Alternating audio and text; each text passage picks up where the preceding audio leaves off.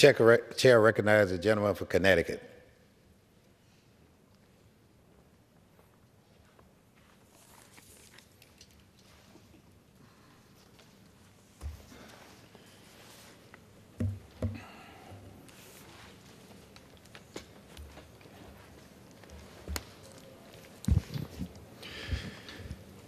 Thank you, Mr. Speaker. I rise this morning to talk about a word that is everywhere, a word that is the response to every idea that we come up with, and that word is socialism. It's a scary word. It's a magical word. It's the word that comes up every time Democrats propose a plan to better educate America's children. Socialism. To make the elderly more secure in their retirement. Socialism. To make health care available to people in this country who still can't see a doctor. Socialism. It's a magical word because if you say socialism, it allows you to hide the fact that you actually don't have a counterplan. That when the Democrats say, here's a bunch of plans to make health care better, and you don't have a plan, you just say socialism, and that can end the conversation. And it's a magical word because it allows you to distract from the fact that if you actually do the things to better educate America's children, or to make America's retirees more secure in their retirement, or to make health care more available, that costs a little money. And the problem with that is that for my Republican colleagues, that money needs to go into tax cuts for the wealthiest people in this country and from corporations. And that's a problem. And by the way, it's not a new thing.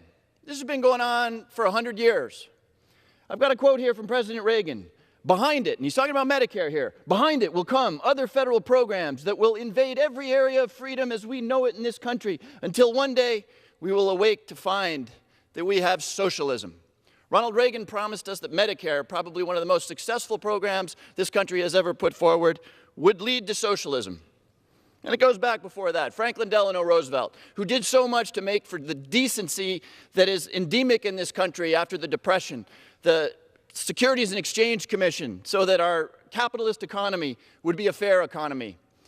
The progressive income tax, so we could actually fund our military and fund education. All socialism. He was a traitor to his class. He was a socialist. This goes way back.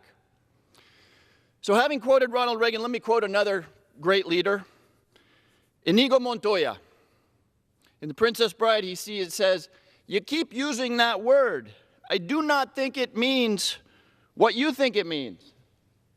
So what does socialism mean? What is socialism? Here's the dictionary definition.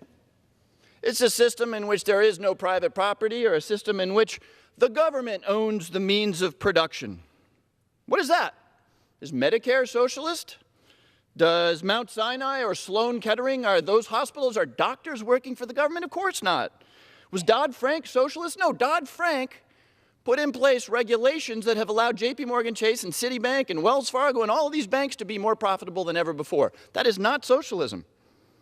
And what's particularly interesting is if that's not socialism, socialism is just a lot of government in your economy. I took the time to look at states where government is actually a big part of the economy. You can look this up. There's an article called The 5 Most Socialist States, West Virginia, Alaska, Wyoming, Mississippi, and Arkansas. Those are the 5 states with the largest percentage of government spending as part of their economy. Deep, deep red states. Top 5 socialist states, Republican.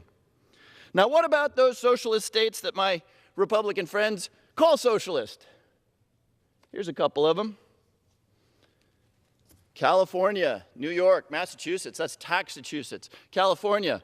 My friend Devin Nunes, the representative from California, because they're trying to take plastic out of the Pacific Ocean, called California socialist. These are the economic powerhouses of the nation.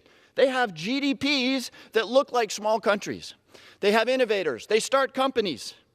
And the reason for that is because innovators and business people want to start businesses in communities where there are good schools, access to health care, and people have the wages to actually buy their products.